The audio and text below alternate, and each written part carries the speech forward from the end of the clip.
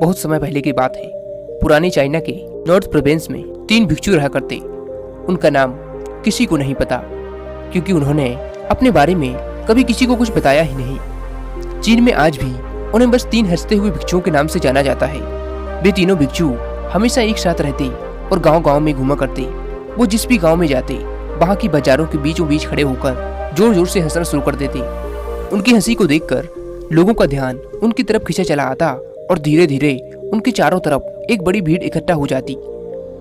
वे इतनी एकाग्रता व संपूर्णता के साथ हंसते कि उनकी हंसी देखकर सारा गांव हंसने लग जाता। और जब वो पूरा गांव हंसी के समंदर में डूब जाता तो वे दूसरे गांव चले जाते।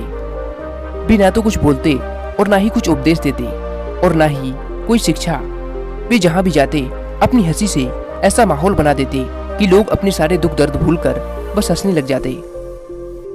पूरे चाइना में उनके बारे में बातें होने लगी। जब भी उनसे उनका नाम पूछा जाता तो वे बस हंस देते और इसी वजह से उनका नाम 3 हंसते हुए भिक्षु पड़ गया।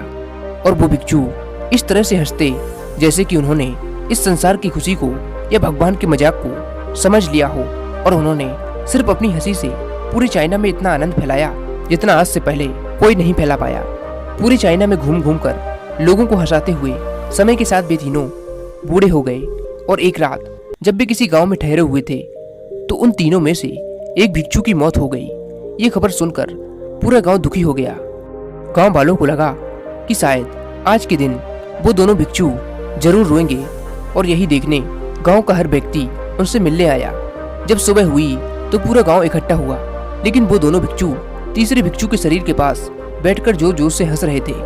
ऐसी हंसी जैसी उन्होंने आज से पहले कभी न हंसी हो।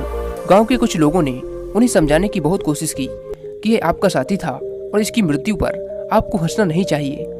तब उस दिन पहली बार उन्होंने लोगों से बात की और कहा, हम हंस रहे हैं क्योंकि यह आदमी जीत गया है। हम तीनों में शर्त लगी थी कि जो भी पहले मरेगा बाकी के 2 उस पर जोर जोर से हंसेंगे, और इस आदमी ने आज हमें हरा दिया है। हम अपनी हार और इसकी जीत पर हंस रहे हैं। इसे अंतिम विदाई देने का इससे बेहतर तरीका और क्या हो सकता है। ऐसा कहकर उन्होंने उस तीसरे भिक्षु को चिता पर लेटा दिया। चीन में यह प्रथा थी कि जब किसी इंसान की मृत्यु हो जाती है तो उसके पुराने कपड़े उतारकर उसे नए कपड़े पहना दिए जाते थे। लेकिन मरने से पहले उस भिक्षु ने अपने साथियों से अपने कपड़े न बदलने के लिए कहा था। उस भिक्षु ने कहा था कि मुझे स्नान मत कराना, क्योंकि मैं कभी अशुद्ध हुआ ही नहीं। मेरे जीवन में इतनी हंसी आई कि कोई अशुद्धता कभी जमा ही नहीं हो पाई। जब उस तीसरे मोंग के शरीर में आग लगाई गई तो आसमान में जोर जोर से पटाखे फूटने लगे। उस मोंक ने अपने कपड़ों के अंदर ढेर सारे पटाखे छुपा कर रखे थे।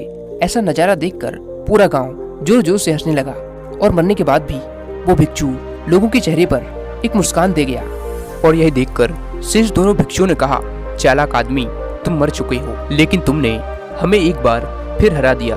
तुम्हारे द्वारा गांव वालों के चेहरों पर पैदा की गई ये हंसी आखिरी हंसी थी।